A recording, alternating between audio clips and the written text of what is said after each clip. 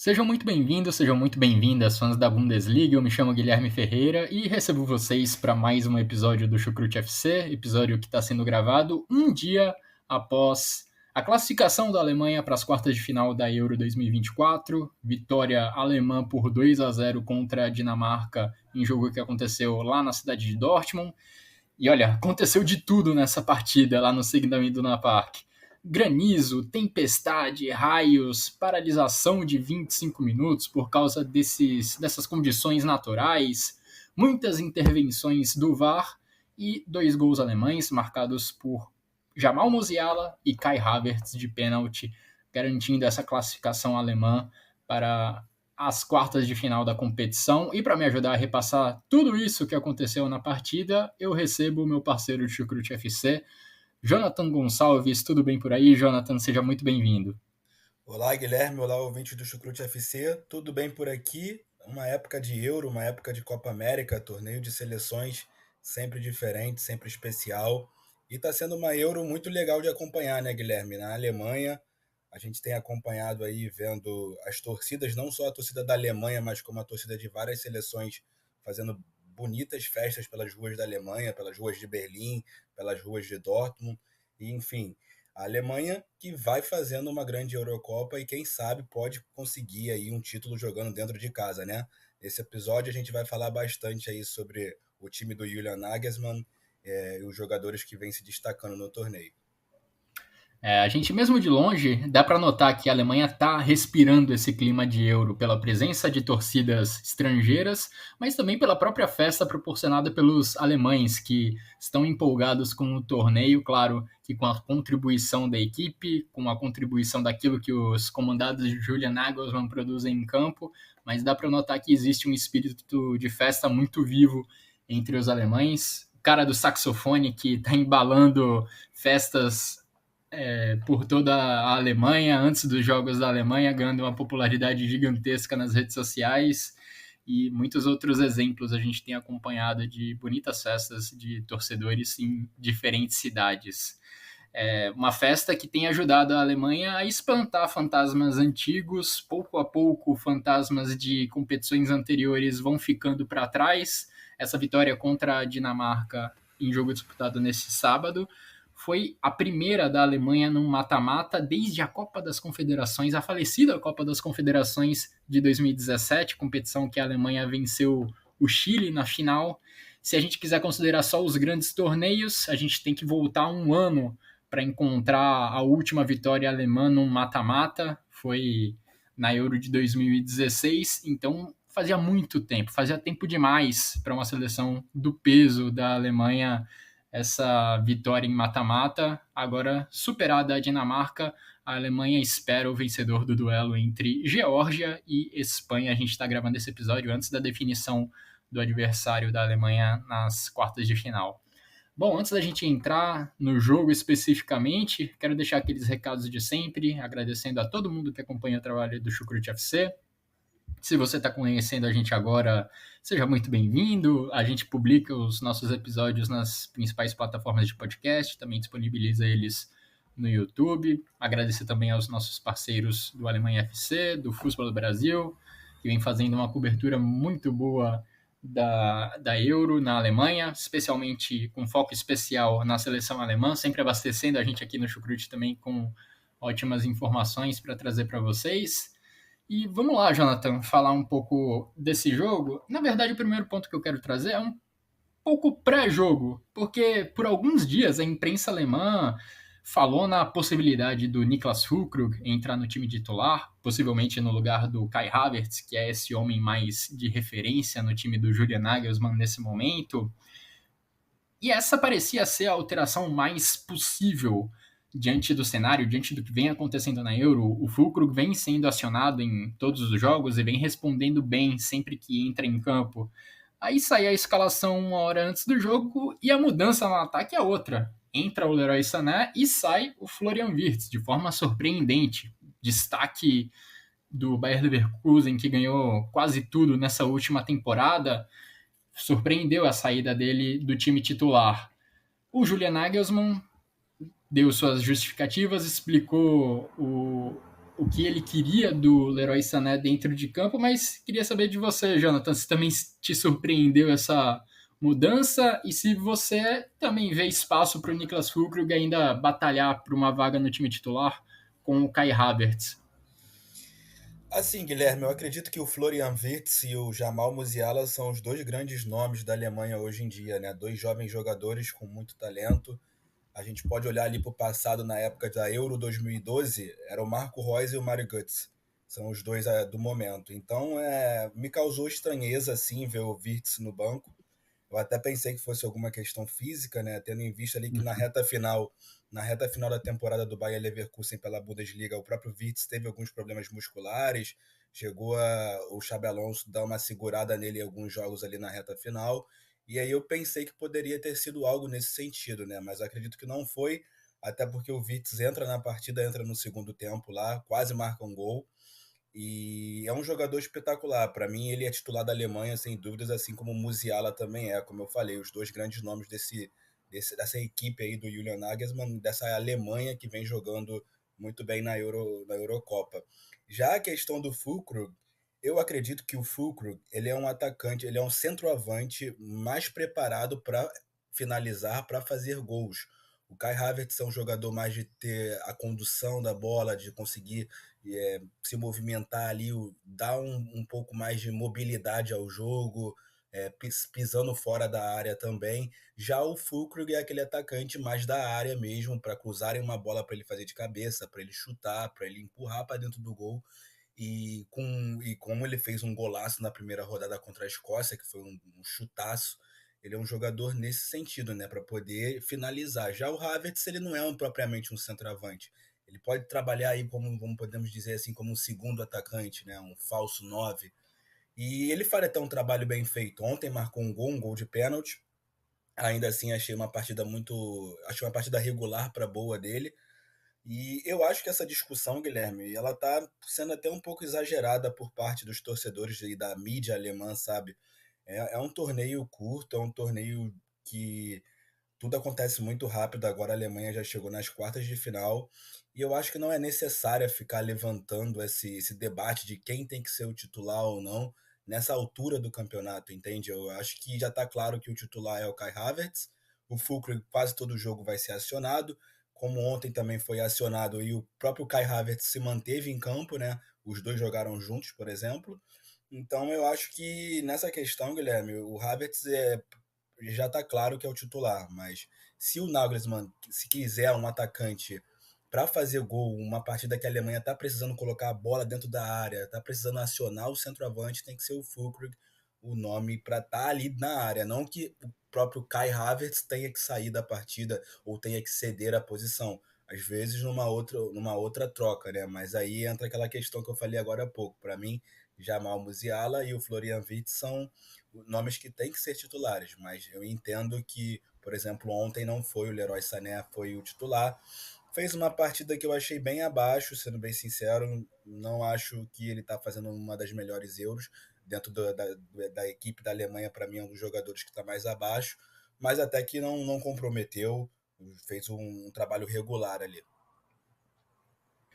A gente tem visto nessa Euro muitos times se salvando porque acionam centroavantes que são especialistas, digamos, nessa imposição física, de ganhar duelos na parte física e conseguem ganhar disputas aéreas. O Füllkrug já resolveu alguns problemas para a Alemanha nesse sentido, especialmente no jogo contra a Suíça, marcando de cabeça o gol de empate da Alemanha, que garantiu à Alemanha a primeira colocação do Grupo A na sua chave. Mas vejo mais ou menos como você também. Acho que o Füllkrug é para ser acionado em algumas situações específicas, até porque o Havertz não vem dando muitas brechas também para sair do time titular. Ele também vem dando boas contribuições para a equipe da Alemanha desde o primeiro jogo, não só fazendo gols, mas também preparando a jogada para companheiros. Então, imagino o Nagelsmann seguindo nesse caminho de acionar o Füllkrug no segundo tempo, em situações específicas, quando a Alemanha está ali precisando do gol. E me chamou a atenção essa entrada do Sané no time titular, de qualquer forma, mas consegui entender o que o Nagelsmann queria com isso. O próprio Nagelsmann explicou isso na entrevista pré-jogo e pós-jogo. Ele falou que queria um jogador que usasse mais a velocidade, que preferisse a bola no espaço, em velocidade, não tanto a bola no pé, como é o caso do Florian Wirtz. O Florian Wirtz é um cara mais de conduzir a bola, um cara mais do passe. O Sané é o cara para ser lançado. E o Nagelsmann via esse jogo como uma oportunidade de aproveitar essa característica do Leroy Sané. Até mesmo depois da partida, o Nagelsmann falou que durante a pausa de 25 minutos, por conta da tempestade de raios e de granizo, ele aproveitou para reforçar que a Alemanha poderia aproveitar mais esse tipo de jogada em velocidade. A Dinamarca avançava a marcação e a Alemanha podia aproveitar mais o espaço nas costas da defesa, com a velocidade do Musiala e do Sané, fazendo lançamentos nas costas dos zagueiros dinamarqueses. E foi exatamente assim que acabou saindo o segundo gol, né? Um lançamento do Nico Schlotterbeck, aproveitando uma defesa mais adiantada da Dinamarca, aproveitando também a velocidade do Musiala para conseguir deixar o jogador do Bayern de Munique na cara do gol e fazer 2-0. O Sané, de fato, não teve uma grande atuação, não se aproveitou muito das jogadas que ele teve a oportunidade de ter a bola no pé, mas deu para entender a ideia por trás dessa estratégia que o Nagelsmann acabou explicando bem no pré-jogo e no pós-jogo. Eu Agora foi um acho, jogo, Jonathan. Diga, pode falar. eu acho que ele prende muito a bola, sabe, Guilherme? Eu acho que ele é um jogador habilidoso, rápido. O Wirtz Não, o ou o Sané. Sané?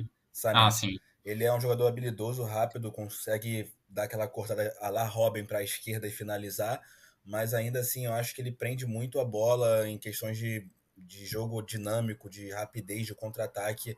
Ele poderia tomar umas decisões ali um pouco melhores para o jogo em si da Alemanha. E a Alemanha que, na minha opinião, pelo menos, teve uma boa produção ofensiva nessa partida contra a Dinamarca. Teve um gol anulado do Schlotterbeck numa cobrança de escanteio logo no começo. Fez os seus 2 gols, um de pênalti com o Kai Havertz, depois o do Musiala no lançamento do Schlotterbeck, partindo da defesa. E especialmente depois de abrir o placar, a Alemanha acabou parando no Schmeichel várias vezes. Dá até para trazer um pouquinho de história aqui, porque a Alemanha e a Dinamarca fizeram a final da Euro de 1992. A Dinamarca foi a grande surpresa daquela edição. Não tinha nem se classificado para aquele torneio, mas acabou ganhando a vaga por conta da não participação da Iugoslávia.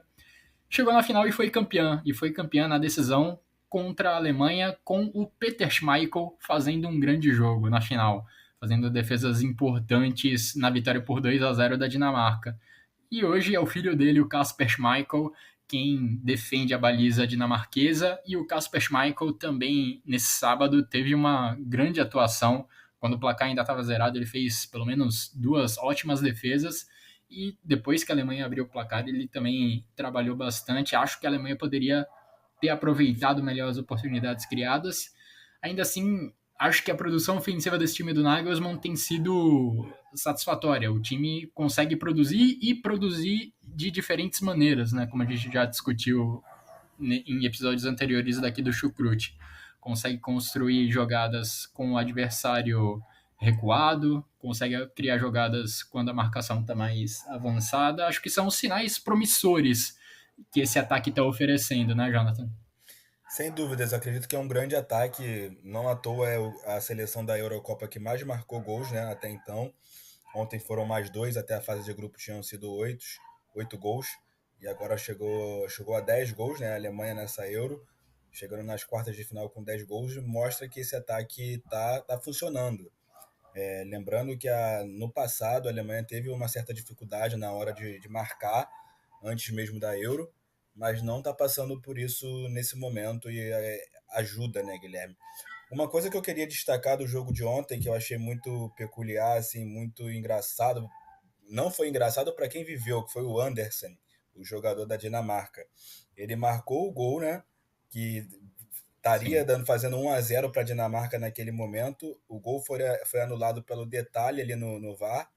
E 1 minuto, 2 minutos depois ele comete o pênalti, a bola bate na mão dele. Ou seja, que dia para o Andersen, né? E o placar estava 0-0 ainda naquela altura do jogo. Sim. Ele marcou o gol que seria o do 1-0 da Dinamarca. Nossa, foi por centímetros. Acho que não existe impedimento nessa Euro que foi definido por uma margem tão pequena quanto esse do Andersen. É de se lamentar muito esse gol ter sido anulado, mas, enfim, é o rigor da atual tecnologia do impedimento. A tecnologia do impedimento semiautomático detecta impedimentos milimétricos. Foi isso que aconteceu no caso da Dinamarca. E logo na sequência, como você falou, bola no braço do Andersen, pênalti marcado. Também uma regra, de certa forma, cruel, porque é difícil o defensor colocar o braço para trás naquela situação, mas claramente interferiu a trajetória da bola. Então, pênalti marcado e o Kai Havertz foi lá converter, mas foram minutos realmente trágicos para o zagueiro dinamarquês. E falando do outro lado, os zagueiros alemães, Jonathan, vi mais uma vez atuações positivas. Pode até parecer um pouco contraditórias e, novamente, para mim, os zagueiros, individualmente falando da Alemanha, tiveram boas atuações, apesar de coletivamente, na minha opinião, a Alemanha ter cedido oportunidades demais para os adversários. O Rudiger foi, inclusive, eleito o melhor jogador em campo pela UEFA.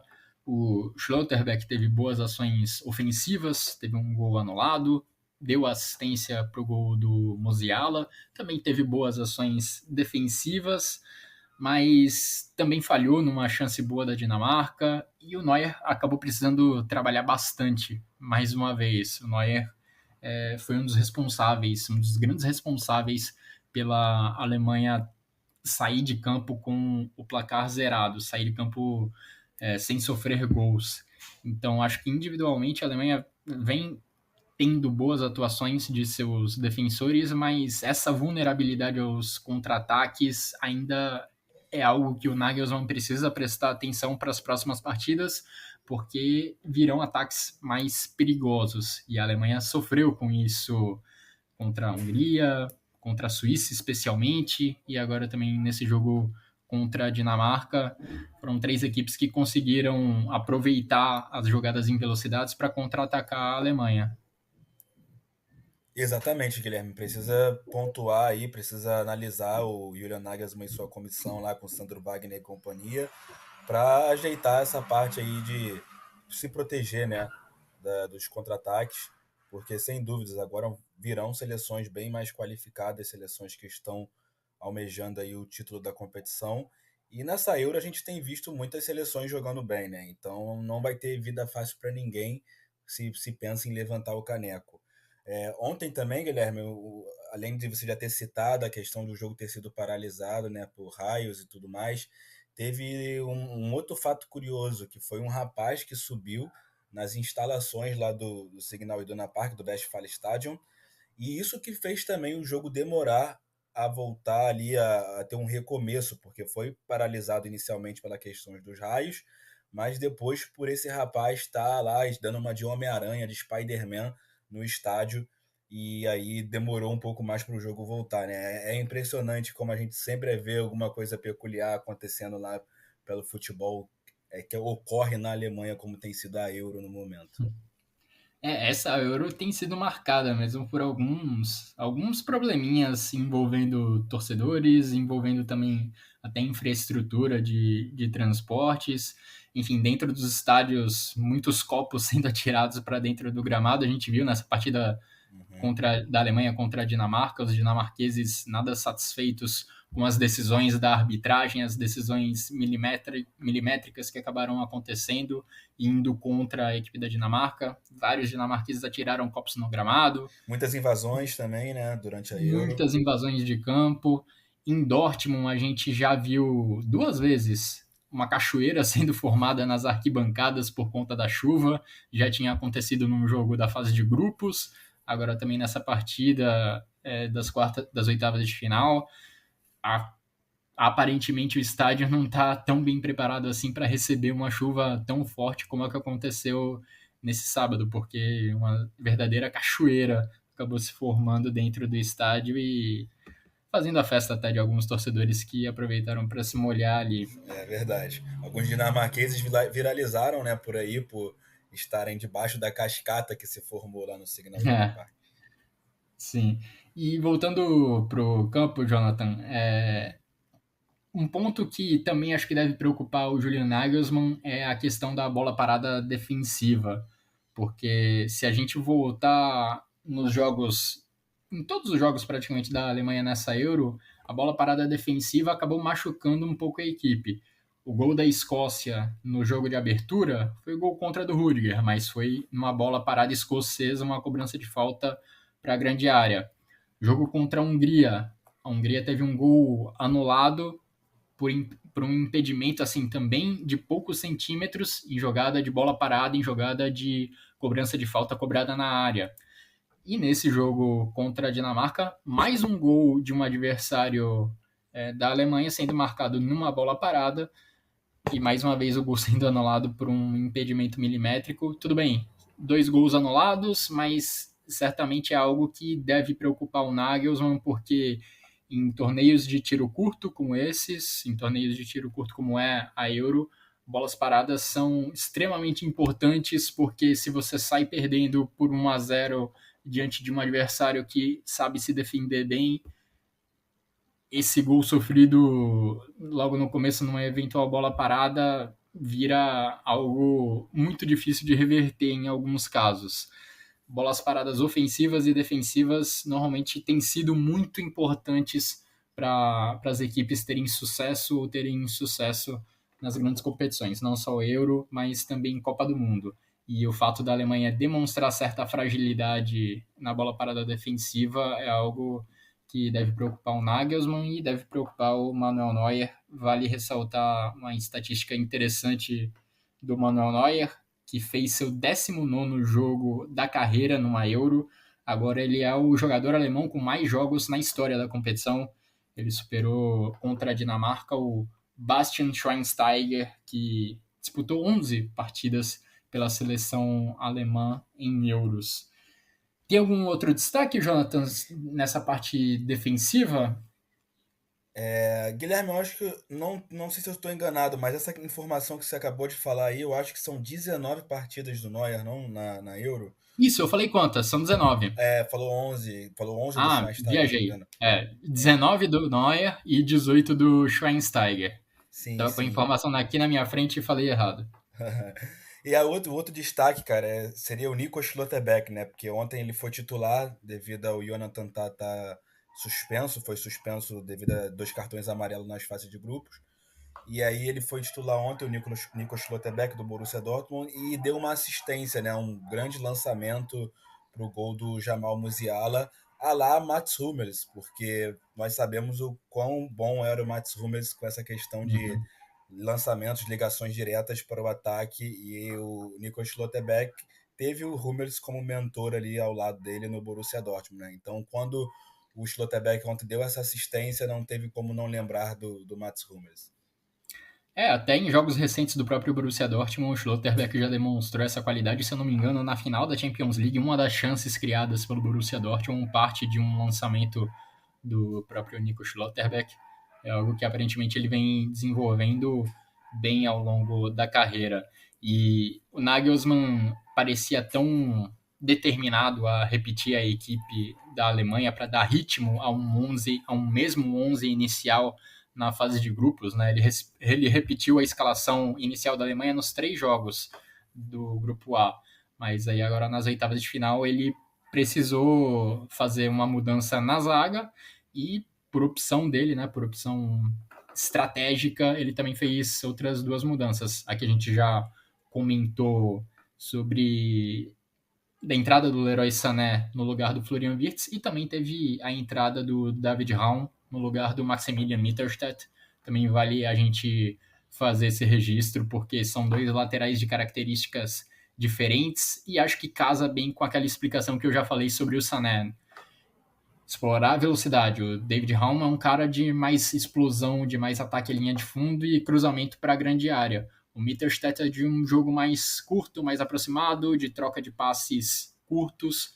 Então, acho que casa bem com aquela explicação do Nagelsmann de tentar aproveitar a defesa da Dinamarca mais adiantada para lançar seus jogadores em velocidade.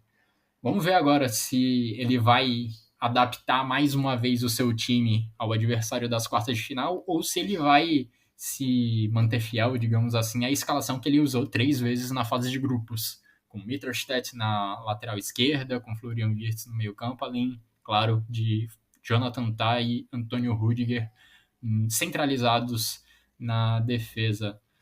Tem mais algum destaque, Jonathan, sobre essa partida, sobre o caminho da Alemanha ao longo dessa Euro? Já aproveito para abrir o espaço para você dar o seu último recado e se despedir desse episódio do Chucrute FC. É sempre um prazer, né, Guilherme? E durante a Euro, que é uma competição que eu sempre gostei muito desde a infância, eu acho que a primeira Euro que eu tenho uma memória assim vívida é a de 2008, que foi na Áustria e Suíça, aquele time da Alemanha com Ballack, Schweinsteiger, Podolski, Mertesacker. Era um time que eu gostava bastante e hoje em dia tá trabalhando com uma Euro, fazendo conteúdo, acompanhando, é muito legal. A gente viu aí o grupo A, que era o grupo da Alemanha, a Suíça avançando, né? A Suíça que tem diversos jogadores que atuam na Bundesliga ou já atuaram na Bundesliga e conseguiu também eliminar a Itália, já está nas quartas de final a Suíça, o que também é muito legal. Em breve a Áustria também vai ter um desafio contra a Turquia, a Áustria que é uma outra seleção também que é a mesma situação, muitos jogadores que jogaram na Bundesliga ou jogam na Bundesliga. E um então, comandante que influenciou muito a Bundesliga, né, no Ralf Rangnick. Verdade, o Ralf Rangnick, se eu não me engano, ele fez aniversário até mesmo ontem e é uma personalidade muito conhecida na Alemanha, então é sempre muito legal, né, a gente acompanhar a Euro. Por exemplo, a Suíça eliminar a Itália ontem, muitos não acreditavam nisso, mas a Suíça vem jogando um futebol legal de se acompanhar, vem com um time muito interessante, o Xhaka, né, que foi campeão com o Bayer Leverkusen, sendo o nome, a peça central ali daquele meio campo ali, o comandante, de fato o capitão da equipe. Atualmente, aqui no momento em que estamos gravando, não sabemos se vai terminar assim, a Eslováquia vai vencendo a Inglaterra, então pode pintar mais algumas zebras aí, tanto hoje como nos próximos dias.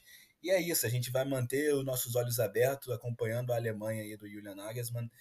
Vamos ver se ele vai manter esse time da forma como ele usou na fase de grupos. Eu usaria como ele usou na fase de grupos, só que eu trocaria o Jonathan Tah pelo Nico Schlotterbeck, justamente por essa valência do Nico Schlotterbeck de conseguir lançar bolas para o ataque, passes que quebram linha e um contra-ataque mais rápido para a Alemanha. Mas o time daqui jogou na fase de grupos, para mim, é o ideal, Guilherme. Então, é isso. Como eu disse, sempre um prazer estar aqui com você, sempre um prazer estar no Chucrute FC.